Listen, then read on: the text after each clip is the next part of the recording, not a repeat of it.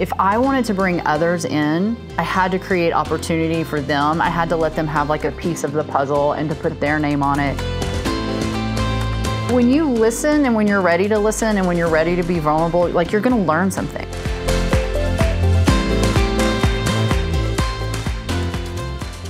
Real estate agents, welcome back. RMG Agent Podcast. I am your host, Reed Moore, still here with you, helping impact, empower, and encourage you. And right now I'm encouraging you to go to rmgagentpodcast.com for all the different things that we've been able to do to produce value for you and your real estate business. So today we're coming back with another one of the Master Series that I'm really excited about. Jake, who are we with today? Today we have Dillar. And what did she tell us? So Dillar Schwartz is a good friend of mine and a great friend of my wife, Rebecca. And so we've gotten to know Dillar a little bit here over the last several years. She's been in the industry for right at that 10-year mark that we wanted for the Master Series. Dillar has a very unique spin on what it looks like to be a successful real estate professional because she came from the operations side. So she worked inside of large sales teams and really held down the fort operationally before she branched out and realized that there's some things operationally that larger teams were not doing great that she was able to capitalize on and build her own company. So I want people to hear what it's like from somebody who went from the operations space into just absolutely crushing it as a real estate professional and continuing to do that years down the road. Nice. That's awesome. You don't hear that story very often. Right. So that's an exciting one for us to all get to hear. So as always, hopefully this has an impact, empowers you, and encourages you in your real estate career. All right, everybody, here's our interview with Dillar Schwartz. So the thing I like to start these with is, the people I have the chance to interview are people that I think should be listened to when it comes to the real estate profession. Okay. And so you just put the false humility aside. Why should somebody listen to you? I've learned a lot from people who I never expected to learn anything from, maybe just being present, being ready to hear something a different way. So I personally, I'm one of those people, it's like black or white. You're either gonna like me or you don't. So hopefully I'll say something and you decide that you like me, and if not, you don't. I'm pretty cut and dry, pretty straight to the point. And there are a lot of people who resonate with that. And so, and I've seen this business from a lot of different angles, and I don't know, I don't hide anything. I'm really authentic about the way that you can be successful, the way that you can fail forward. I've fallen on my a few times in this business. There's nothing to hide. Hopefully sharing with others will help. Yeah. So so talk about that. What are a couple defining moments in your real estate career? Times it could have gone really bad and didn't, or did, and really have made you the professional you are today? So a few defining moments, believe it or not, coming from the ops side, I think a side people don't want to talk about is I've been through a lot of lawsuits. Oh. I've got to help agents break through some lawsuits. I've helped navigate with teams with firing shots at each other, agents leaving, agents coming, writing contracts. And that made me understand building talent, recruiting talent, and setting expectations at a level I think a lot of people don't think of it at. And then also, it really made me understand, especially in our market at like a level, the contract and the way our business is perceived through the eyes of like the law. Mm-hmm. And that's really where I got started back, let's say like 2015, 2016. I took a different approach to teams at that point. I took a different approach to contracts, to hiring, to setting expectations through seeing all of this. So you started in the operations side of our business, which gives you a very interesting perspective, maybe a less blind perspective. Mm-hmm. What did you see that you thought, I'm going to put this in my back pocket for later? I think a lot of people or agents, you form teams and you form businesses because of your personal volume. You sort of max out at a level, or you hit what we like to call a ceiling, and then you've got to break through, and typically leverage is how you're going to break through. And what I saw was like handcuffs, or just like the security of, I don't want to share, it's mine, or my name goes on everything. And through that, you are protecting your business, but there's also a layer of you're not creating a culture, you're not creating respect for others, you're almost creating like you're like stuffing people below you. And so through that, one of the first things and probably defining moments for me and the next step was, if I wanted to bring others in, I had to create opportunity for them. I had to let them have like a piece of the puzzle and to put their name on it, and ownership and authorship of culture, the mission, the vision, the values. Yeah. And then the next layer of that was interesting because I had to actually get even more clarity on my why. So here I am saying it was all about the rainmaker, you know, and all about this one person climbing the ladder. But then on the other side, you still have to be clear on your personal mission. So finding that mix between the two was interesting. I just got to experience it at a different angle. Man, I love that so much. There's just this, there's a level of letting other people be, even carry a load and be excellent at what they do, that almost, it's funny because if you come at it from the wrong angle, it almost feels like I'm just, I'm like, nah, I'm hands off. But when people experience that in a positive way, they do build the culture. They have skin in the game. Yeah, if you build your systems, your mission, your value, and your processes, and everyone understands what you're protecting or why you're protecting it, they want to be a part of that because that protection typically protects them. Yeah.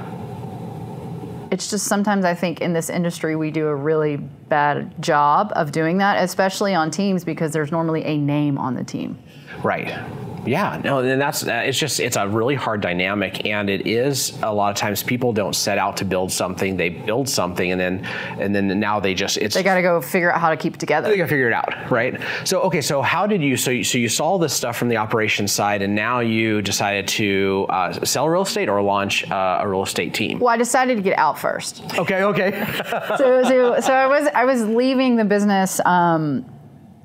I think like I was trying to figure out a path for like coaching, mentoring.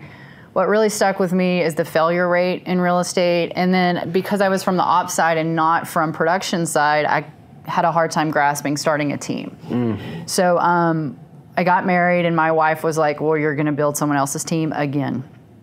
And so I met with my team leaders, and this was before Team Ridge was Team Ridge as we know it today. This was back in 2019 or so. And they said, well, why don't you create more of a team like a mini market center? You know, no one said you can't create your own splits. You can't provide leverage that looks maybe a little bit different. So at the time, that's the route I took. So I knew one of my superpowers was recruiting talent, was the odd admin side that most agents don't want to touch. And so I started that way with who in my world could almost create like a co-op first. Okay. And so we did that with about 3 or 4 agents the first year and a half, 2 years, and then we started to spread our wings. And now we're going back more to the traditional model because I was never, like I told you, I was never really the rainmaker. Got it. What did you learn going through that? What did you learn that was like, okay, this was smart, and what did you learn that was, okay, that was not very awesome? Everything. I think what I learned was part of me is I really want others to succeed, almost to like more than I want to succeed. And I had to go back and put some framework around that. Like I wanted to win for others more than they wanted to win for themselves. And I didn't express that enough in my mission, vision, and values. So going back to defining my why. Okay. I just wanted to help everyone else at whatever extent there was. And so I had to put some framework and sort of go back to myself of where does this fit within what I'm willing to give and within the framework of the business. Yeah, that's, so what did you do? I mean, so you're building stuff for other people. You all of a sudden you realize, wait a second, I'm leaving myself out of this. What did you do to kind of right the ship? I really started looking at systems and processes and how do those benefit the people in this bubble? How does the environment work for people in this bubble? And then I really just started focusing on, we've got to connect the dots. Because it was almost like I went too wide. Yeah. And so then I had to come back down and go deep again. And I had to be okay like hurting people's feelings, which was really weird because I'm okay hurting people's feelings. Like outside in the world, I'm just like, yeah, I don't care, like toughen up. But for some reason in the business, you know, you see producing agents and you get worried they're going to leave or your production's going to fail because you're top agent, blah, blah, blah. So I had to get over that. when we're talking about just the business. And then I had to go back, and the very first thing I did was with my new director of ops was we have to explain how this benefits everyone, why this benefits everyone, and everything needs to have proof. Yeah. Okay, so during all this time, you started selling houses, I assume. So what did you learn going from operations to rolling up your sleeves and just flat out selling houses? I actually became a much better mentor to the agents and coach because I was actually in the field with them at this point. Yeah. And sharing like wins, sharing losses, sharing clients who were mad at me and what we did wrong, and understanding these tools that from an operations side, like you think your tools are amazing. And when you actually go out there and use them, you're like, oh, yeah, I thought that was cool because you have this operations mindset where you're just sitting there with your high C self, like making all these checklists and stuff. And then when you go actually on a presentation and you're like, oh, wow, they didn't have time to even pull out the checklist. Right. And so it really helped mirror and match the two of how these benefit agents on the team or even our culture, I guess. Like, did it match? Did our message match? Yeah, one of the things I was talking to another person I was interviewing, and we started talking about empathy. And in sales or in sales leadership, there's a level of empathy that you get by knowing the hardships that a salesperson goes through. Right. Right. Like when you see somebody and they're struggling, and you can say hard things to them from a place of I did that, and there's light at the end of the tunnel. Mm-hmm. It really changes your leadership because you get to, it's not theory anymore. Like you've been in the ring. Right. Yeah. So when did it start clicking, like your sales career, when you started just selling? When did that start clicking? That was, I think 2020 was like my first, what I would say, like full-time production. This is my income. Mm-hmm. And I've got to stay laser focused on that. And when I started looking at my P&Ls a little bit differently and relying a little bit more on myself to really like take my team from, let's say, like a 1 to like a 5, mm-hmm. that was when it really clicked. And of course, I think a lot of people will say, yeah, but then the pandemic and then homes were just super easy to sell. I never like took this dive of, oh, I can buy whatever, whenever, because I can just go buy another house. Like I was just like, I have to build a war chest for this company. Oh, yeah. Like I have to have reserves, and I always knew for me this was a long-term game. This wasn't a 1 year of success. And we did. Like 1 year we won, I can't remember, 21, 22. We were one of the top teams in the market center with the highest units sold for our team and stuff. And that was okay for me. Mm-hmm. But I was really worried about how sustainable is this? Like I'm new at being the rainmaker. Yeah. And so that was all a pretty like big moment for me, that this business is so fresh and so new. So the thing that's going through my head when you're saying that is like, that's not normal. A real estate agent who steps into the business, whether they're selling or building something, they don't talk about their P&L. They don't talk about a war chest. They don't talk about saving money. That's, from the vast majority of agents, way later, and probably a few challenges with the IRS away. Right?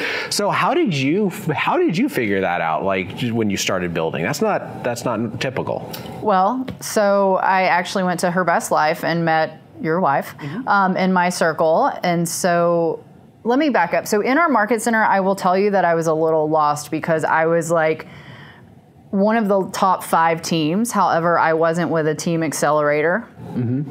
So like Place or Livian or any of these companies, which I totally respect. I wasn't really large enough to be with them because I was new. Mm-hmm. Maybe large enough as I didn't know. I was a new team owner. Yeah. And then I was in the top 5 consistently, yet there wasn't really anyone else in our market center at the time to mastermind with. And I was like spinning my wheels. So then I go to this Her Best Life thing, and I do meet this circle of women that I was like, oh, this is the table I need to be at for the time of my life. And I needed to really realize that too, because I almost left. I was like, this is not my cup of tea. So, and that's kind of like, when you listen and when you're ready to listen and when you're ready to be vulnerable, like you're going to learn something. Yeah. And so through that, I finally found a group of people that I could talk about money with, because I've never had an issue talking about money. Mm-hmm. I don't think we should. And I think also coming from the operation side where you've got to report numbers to someone, I was like, well, why wouldn't we talk about this? Yeah. So I always saw my team as just how much passive income am I going to get from this, not how much leverage am I going to get because I've got 20 signs in the ground. Right. I didn't get to start building a team that way. That's gosh, it's just so interesting. Just a lot of these thoughts and things, because they're things that a lot of people just stumble onto a lot later. What did you see when you were doing operations that maybe led you in that direction too, or was there anything? Yeah. So I really recognize you have to let people have freedom. You have to let people have their uniqueness, their individuality. And if you can really study their strengths and help them connect those dots instead of connecting how do they connect my dots, it's a lot easier. I know that I'm unique. I know that I'm a rare bird. That's one of my superpowers. It would be almost impossible for me to walk in, even here we are, family reunion, 19,000 agents.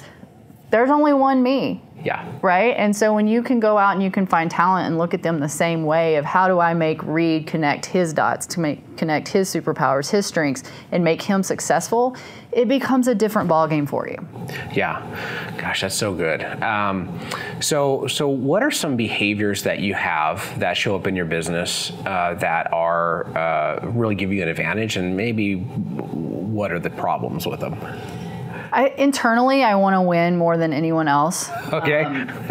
However, I don't come across that competitive. And so I think it's in a little bit of an internal frustration because a lot of people probably don't see me as competitive. But I also I will show up more aggressive and deeper connected than almost anyone I know. And I know that for a fact. I just don't have this exterior disposition of it. Yeah, I don't walk in a room all right, let's win, it's just internally it's this fire is burning.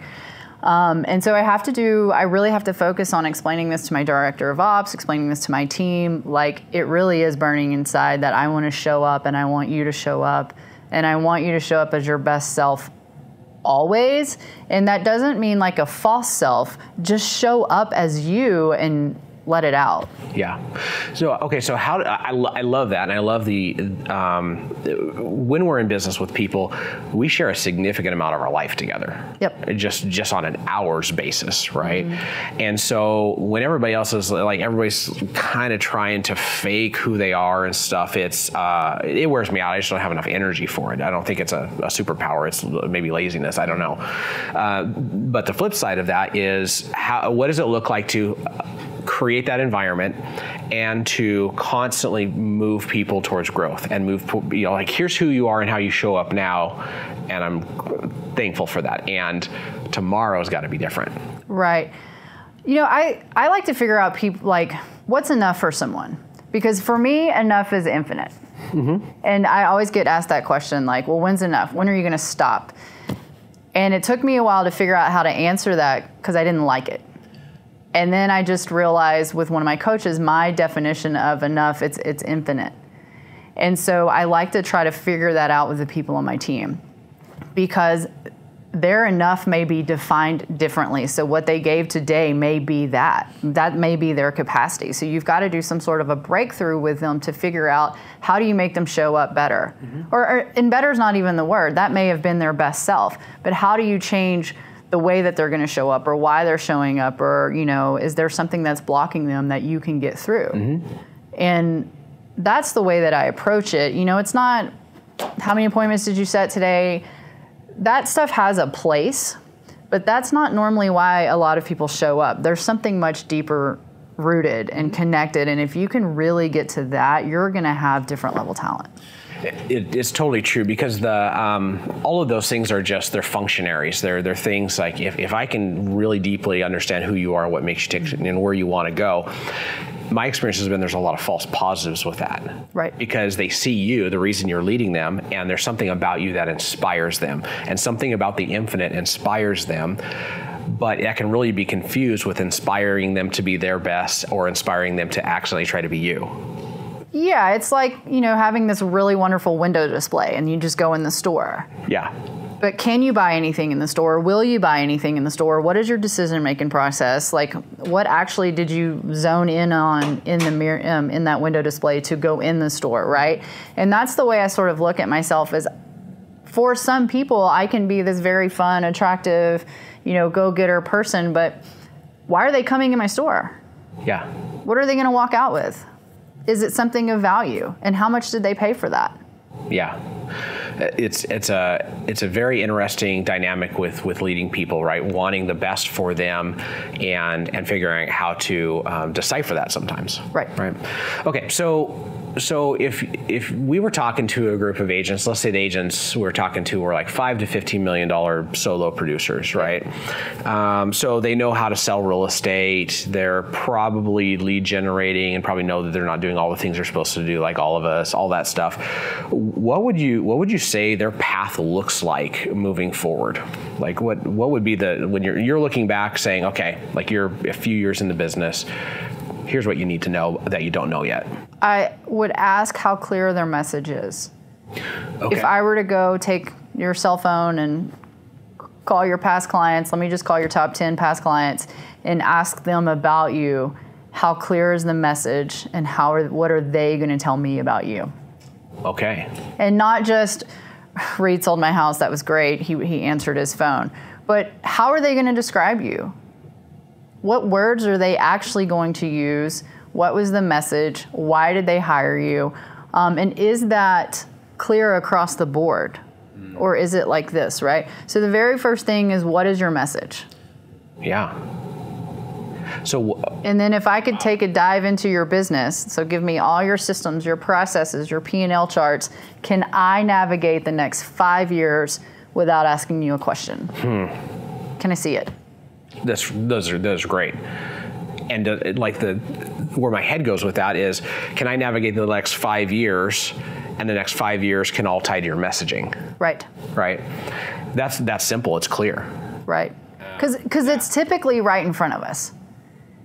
And I like to say we're all like in a shoe store just running after what's shiny sometimes, where it's just like, hold on. You don't have to look. If you look at my business, it's bare bones. We have a CRM. We have one lead aggregator that works with our CRM. We use the G Suites. We don't have a lot of other extra shiny stuff. Mm-hmm. We use a very simple, we follow Jeff Glover's tracking system. There's about 19 things that we track. Our CRM spits it out for us. It's all very clear. Mm-hmm. We don't add all of the extra shiny stuff. And I think that that's where you start to get when you start making money, you start seeing that revenue coming in, you're not looking at it as profit, and then you just start, well, he has this team has this team has this. And there's no path in that. That's just a bunch of layers of real estate bling. Yeah, and it's so complex, right? So we have a pretty large organization, and it's complex even if you try everything. Like, you're constantly working to create simplicity. It just becomes more and more complex. Right. You start adding layers and layers of things, which we've done from time to time, and all of a sudden you don't. It's not only is it overly complex, a bunch of those things don't get used. Right, or you have people in your organization that it's specific to them to use. Because if you're solo or maybe one or two people on your team, if I can't see where you're supposed to be in your business in the next 5 years, then we shouldn't be going anywhere. We're talking about where you're presently at because I don't have a path yet. Yeah. So, okay, so what do you want to build in the next 2 or 3 years? So I'm on year 2 right now of a 5-year plan. I hope to be only working within the Dillar Group about 10 hours a week within 5 years. I have a son who's 16 months today. So, at that point, I would hope to be just personally way more involved at like the 5 and 6 year old stage of possibly homeschool, traveling. So that's more of my personal side, really being super involved with my family. And I'm very involved right now, but I just see it differently when you have a 5 or 6 year old versus a little kid running around in diapers. And then also that environment has created so many opportunities for the others in my team, whether they have a desire to give back or they have a desire to just grind out production or build other entities. So within there, 5 years, Dillar is about 10 hours a week in her business, coaching, mentoring, taking clients that I choose to take. And then my wife and I, we own 15 doors right now. So just really like fine tuning our personal portfolio, making sure that the finances are in alignment with our goals for our kids and our, college educations and all of that stuff. And then this year I started diving into some ancillary services. So I would like to see in 3 years that I have a very clear path of the income streams from the ancillary services. I like it. I'm thinking about kind of like a meta narrative for this conversation, and it actually seems to me a little bit like you work hard to avoid the shiny things and the distractions. And it's not even just the shiny things, it's the what you do isn't like, here's my whole identity. It's, this thing is to serve me and my family, and this is to serve the people that we're with, and it really has this direction that needs to go. Yeah, I think the shiny things are so disruptive and distracting. I even think that down to the way that I dress. I like to have a fancy thing here or there, but like, I don't go to the store and look for all of the fun, the newest, the latest, the coolest brands and stuff like that. Like across my life, I think you would find that pretty consistent. I like things that are value, things that are quality. I typically like for someone else to have tested it out. Yeah. So that's how that works for me in business as well. It's avoid the traps. That's what I was looking for.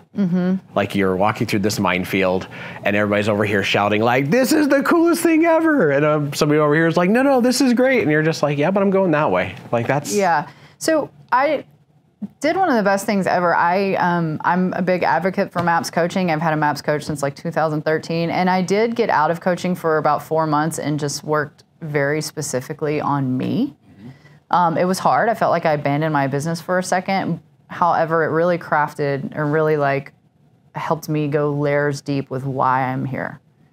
And I suggest people do that. Selfishly, I've taken a few weeks in the past, but maybe just done like a conference that was personal development. But I actually took like 90 days and went one-on-one with a coach for Dillar. Yeah.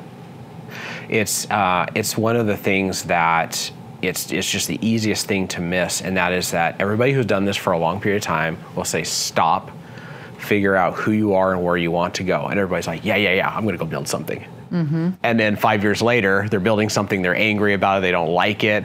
And then it's like, well, why are you building it? I don't know. I just needed to build something. Right. Okay. And it's so counterintuitive to stop and work on yourself, work on the vision, all of that stuff. And, Gary says it, and a lot of people say it, it's one of the foundations of NLP as well, is like, follow the models. They're out there, and not just like a business model, but follow the models. And I think sometimes we can be attractive to someone who has something ahead of us that's really shiny. You also have to take a deep dive. Are their values in alignment with yours? Are their beliefs in alignment with yours? Or their home life or their personal life? You can go follow someone with a really big business, but for me, they may not have a kid. They may not have, whatever things going on in the back end. And most importantly, they don't have the same values that I have. Sure. And so last year, when I went to the NLP Summit and I left, I deleted almost 2,000 people off my social media channels who did not have the same values I have. Whether it was drinking or exercise or the way that they thought about money. And that was really a game changer for me as well, to bring that back to my team. Wow. Yeah.